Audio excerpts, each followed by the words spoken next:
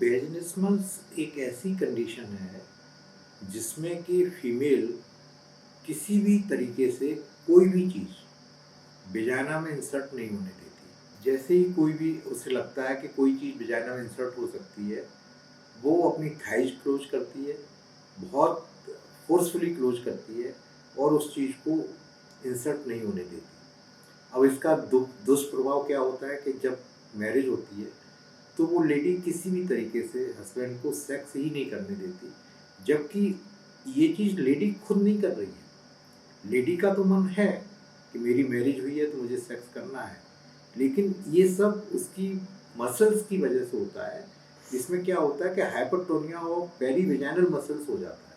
तो जैसे ही कोई चीज़ इंसर्ट करने की कोशिश होती है, तो सब मसल्स जितनी हैं वो हाइपरटोनिक में चली जाती हैं और हाइपरटोनिया में जाने की वजह से वो बंद हो जाती है। वेजाइना तो बंद हो ही जाती है और थाइज़ की मसल्स भी एकदम हाइपरटोनिया में आ जाती हैं, जिससे कि थाइज़ भी ज़बरदस्त तरीके से बंद हो जाती हैं और लेडी सेक्स नहीं कर सकती।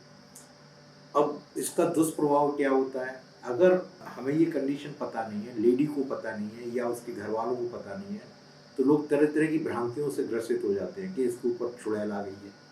तो इसका इलाज क्या होगा कि झाड़-पोंछ करवा लें, झाड़-फूँक करवा लें, उस सन्यासी से मिल लें, उस नेताजी से मिल लें, उस भगवान के दर्शन कर लें। लेकिन ये झाड़-फूँक वाली नहीं है, ये तो एक बीमारी है।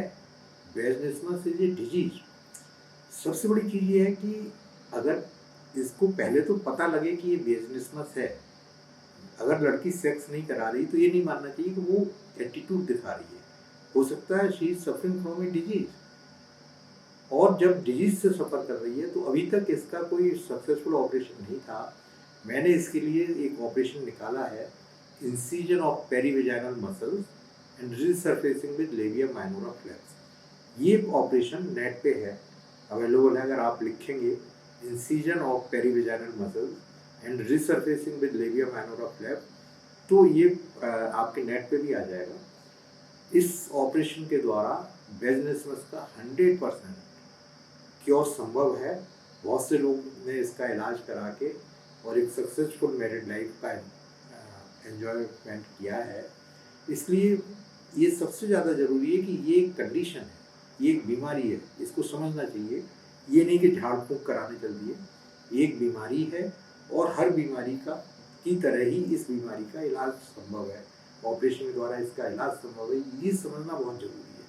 अदरवाइज़ मैट्रिमोनियल डिसहार्मनी अननेसेसरी होती रहती हैं और लेडी को पता ही नहीं लगता कि उसे कोई बीमारी भी है। उसके घरवालों को भी पता नहीं लगता कि बीमारी है।